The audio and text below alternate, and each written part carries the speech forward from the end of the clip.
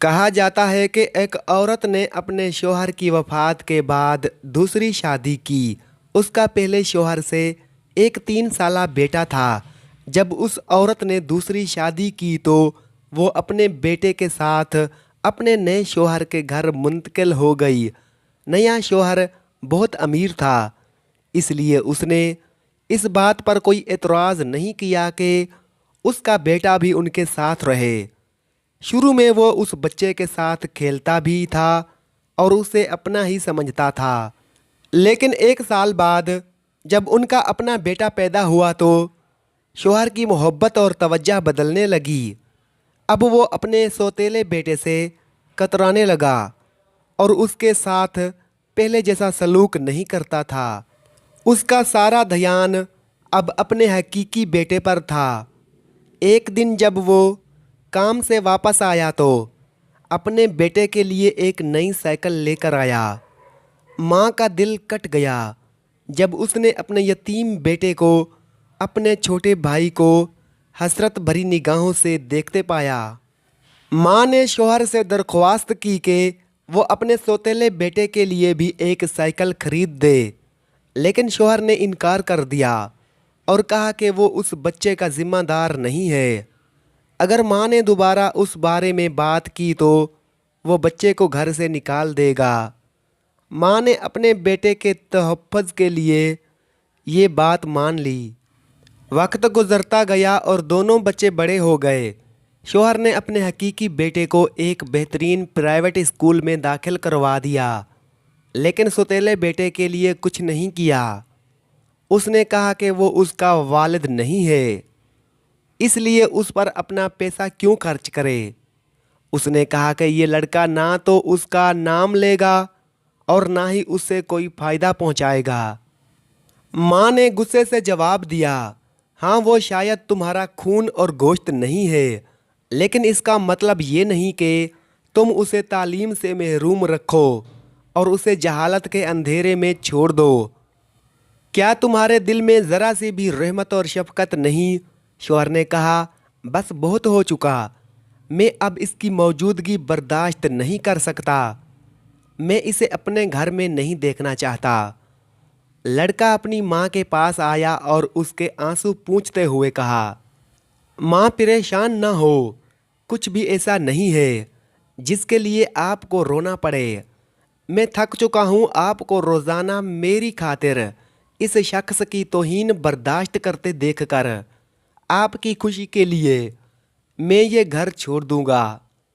وہ لڑکا اپنی ماں کو چھوڑ کر چلا گیا، اپنے کپڑے اٹھائے اور گھر سے نکل گیا۔ ماں کا دل جیسے آگ میں جلنے لگا۔ اس کے دماغ میں سوالات اٹھنے لگے کہ اس کا بیٹا کہاں جائے گا، کہاں رہے گا، کہاں کھائے گا، اور اگر وہ بیمار پڑ گیا تو کون اس کی دیکھ بھال کرے گا۔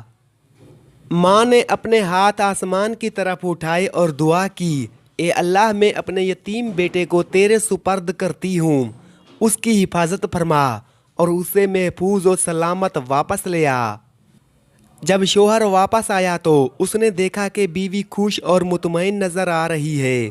اسے حیرت ہوئی کہ بیٹا گھر سے چلا گیا ہے اور پھر بھی بیوی خوش کیوں ہے۔ اس نے پوچھا، تم خوش کیوں ہو اور اپنے بیٹے کے جانے پر اداس کیوں نہیں ہو؟ بیوی نے مسکرا کر کہا، میں نے اپنے بیٹے کی حفاظت اس کے سپرد کر دی ہے جو اسے دیکھ بھال اور حفاظت کے قابل ہے۔ وہ جو کبھی تھکتا نہیں اور کبھی نا امید نہیں ہوتا، اور وہ بغیر کسی اجر کے سب کچھ کر سکتا ہے۔ شوہر نے حیرت سے پوچھا، وہ کون ہے؟ بیوی نے کہا، اللہ عز و جل۔ شوہر نے طنزیہ ہنسی کے ساتھ کہا، دنیا باہر رحم نہیں کرتی اور کوئی بھی بھوکے پر ترس نہیں کھاتا، لگتا ہے تم نے اپنا دماغ کھو دیا ہے۔ وقت گزرتا گیا اور سالوں بعد ماں کا بیٹا ایک دن واپس آیا، اپنے ہاتھ میں ایک بچہ اور ساتھ ایک عورت کے ساتھ۔ اس نے اپنی ماں کو سلام کیا۔ ماں حیرت اور خوشی سے پوچھتی ہے، یہ عورت کون ہے اور یہ بچہ کس کا ہے؟ بیٹے نے جواب دیا، یہ میری بیوی ہے اور یہ میرا بیٹا ہے۔ اے ماں، ماں نے پوچھا، تم نے یہ سب کچھ کیسے حاصل کیا جب تمہارے پاس نہ پیسے تھے اور نہ ہی کوئی پناہ؟ بیٹے نے کہا، سچ بتاؤں تو میں خود نہیں جانتا کہ زندگی نے مجھے کہاں پہنچا دیا۔ میں بے یار و مددگار تھا اور نہیں جانتا تھا کہ کہاں جاؤں۔ پھر میں ایک چھوٹے سے گاؤں کی مسجد میں پہنچا اور وہاں رات گزاری۔ دن میں کام کی تلاش کرتا اور رات کو مسجد میں سوتا تھا۔ امام مسجد کو اپنی کہانی سنائی اور ان سے مسجد میں سونے کی اجازت مانگی۔ انہوں نے اجازت دے دی اور ہر روز مجھے کھانا دیتے تھے۔ میں شام کو مسجد صاف کرتا تھا اور امام نے مجھے قرآن حفظ کروایا اور دین کی تعلیم دی۔ میں روزانہ مسجد کی لائبریری میں پڑھتا رہتا تھا۔ ایک دن امام بیمار پڑ گئے تو میں نے لوگوں کو نماز پڑھائی اور اسی دن سے لوگوں کا امام بن گیا۔ لوگ مجھے پسند کرنے لگے اور مجھ سے محبت کرنے لگے۔ انہوں نے میرے لیے ایک یتیم لڑکی سے شادی کا انتظام کیا جس کے پاس صرف اس کی دادی تھی۔ اس نے شادی کی اور کچھ ہی عرصے بعد اس کی دادی کا انتقال ہو گیا۔ بیوی کو اس کی دادی کی وراثت سے زمین کا ایک ٹکڑا ملا جسے میں نے کاشت کیا اور حالات بہتر ہو گئے۔ الحمدللہ اب اللہ کے فضل سے میرے پاس بہت سی زرعی زمینیں ہیں اور اللہ نے مجھے اپنے فضل سے نوازا ہے۔ مجھے ہمیشہ لگتا تھا کہ آپ کی دعائیں میرے ساتھ ہیں اور اللہ نے آپ کی وجہ سے میری مدد کی۔ ماں خوشی سے رو پڑی اور جان گئی کہ اللہ نے اس کی دعائیں قبول کی۔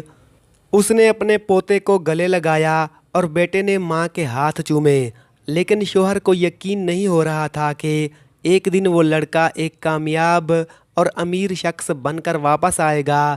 سبحان اللہ، اللہ ہی رازق ہے اور جسے چاہے بے حساب نوازتا ہے۔ اس یتیم بچے کو اس کی ماں کی دعاؤں اور رضامندی کی بدولت نوازا گیا۔ اگر یہ کہانی آپ کو اچھی لگی ہو تو اس ویڈیو کو لائک کر دیں۔ سالوں کے دکھ لمحوں میں ختم نہیں ہوتے۔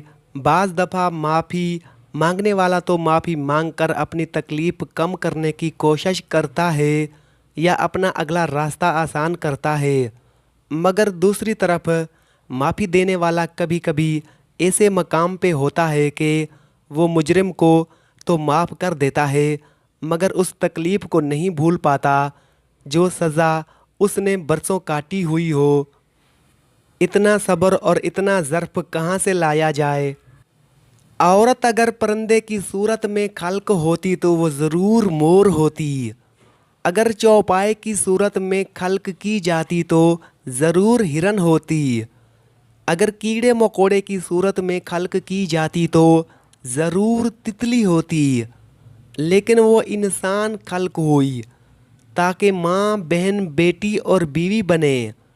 اس حد تک نازک مزاج کے ایک پھول اسے راضی اور خوش کر دیتا ہے اور ایک لفظ اسے مار دیتا ہے۔ تعجب یہ ہے کہ عورت اپنے بچپنے میں اپنے باپ کے لیے برکت کے دروازے کھولتی ہے، اپنی جوانی میں اپنے شوہر کا ایمان کامل کرتی ہے اور جب ماں بنتی ہے تو جنت اس کے قدموں تلے رکھ دی جاتی ہے۔